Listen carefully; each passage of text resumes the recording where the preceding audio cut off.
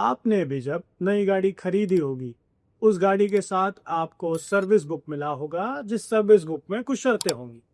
शर्तें आमतौर पर ऐसी होती हैं कि आपकी गाड़ी या तो 300 किलोमीटर या 6 महीने बाद दोबारा सर्विस करानी पड़ेगी। ठीक उसी तर्ज पर आज हमारे देश के ट्रांसपोर्ट मिनिस्टर ने एक फास्टैग स्कीम जारी किया। नमस्कार, मैं हूं इंद्रमान और आप देख रहे हैं मेरे यूट्यूब चैनल पर ये जानकारी वाली वीडियो, जिसमें आपको नए फास्टैग स्कीम की जानकारी दूंगा। आज देर शाम नितिन गडकरी जी ने एक अनाउंसमेंट किया।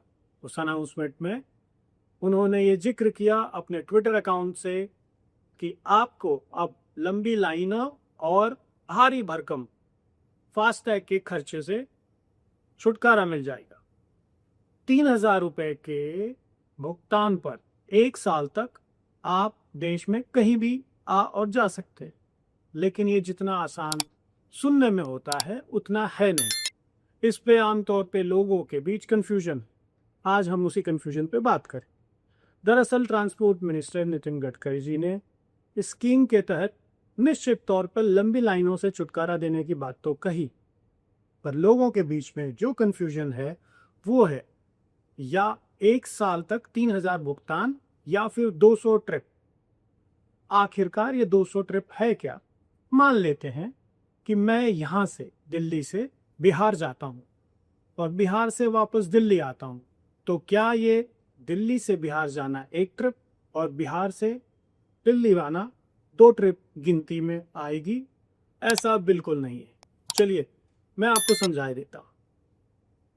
ट्रिप 200 और 1 साल और भुगतान मात्र 3,000, या 1 साल तक इसकी अवधि रहेगी, दूसरे साल आपको इसको रिन्यू करना होगा, या तो 200 ट्रिप यानी एक टोल से दूसरे टोल की दूरी को एक ट्रिप गिना जाएगा।